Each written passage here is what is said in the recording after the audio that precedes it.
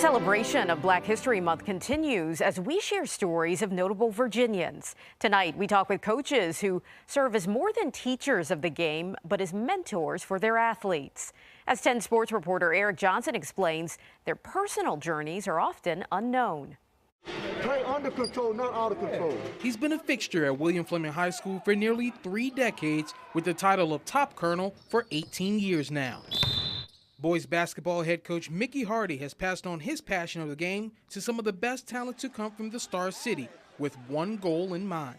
To make sure that they take something away from me that's positive. His humble beginnings here in Roanoke instilled grit in this soon-to-be Terrier at William Byrd High School, where Hardy proved his worth under legendary coach Roland Malone. He's just taught us a whole lot about not only basketball, about life. And he was one of the main reasons why I stuck with basketball, along with my uncle. That decision led to a stellar 2-year career at what was known as Ferrum Junior College, where he was inducted into the Hall of Fame in 2000. From what I understand, you were hooping it up pretty good then. Yeah, at one time I was the 5th leading scorer in the country, and that spoke a lot about the guys that played with me. You know, they weren't afraid of sharing the basketball, and I wasn't afraid of shooting it. Hardy accepted a scholarship and finished his playing career with Virginia Tech in the early 80s, where he faced some of the best players in the nation at the time, such as UVA standout Ralph Sampson. But when the ball stopped bouncing, Hardy's passion turned to helping young people. It comes from my mother. She believed in helping people, and she instilled that in all her kids, that if you have an opportunity to help someone, you need to help someone. Not hinder their growth, but help them to grow.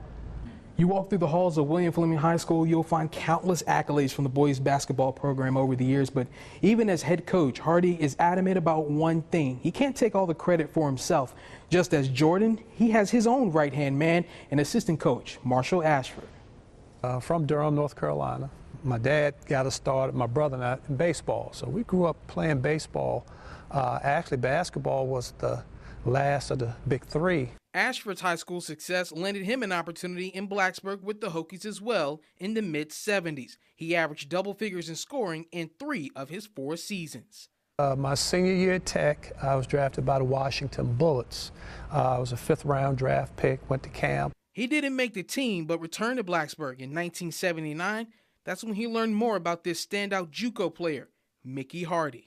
Had a chance to play against him in some of the pickup games and so forth, and that was my first foray with Coach Hardy. That friendship would come full circle years later when the duo would take the helm as coaches at William Fleming, where they recently reached a milestone, 300 wins. And that's what makes it so exciting, that it wasn't just about one person. It was just about a family of guys, family of players doing what's right. Brian Ashford was part of the Colonel's 2007 state championship team. After graduating Hampton University, he returned home and is now on the coaching staff with the Fleming girls program. I find myself sometimes saying some of the same things that Coach Hardy and my dad said, and I'll be like, oh my God. They'll give you that knowledge and that information to make you into a better, not just a better player, but a better young man. Warren Kraft was a standout 2-sport athlete for the Colonels, who ultimately chose to play football at the University of Virginia.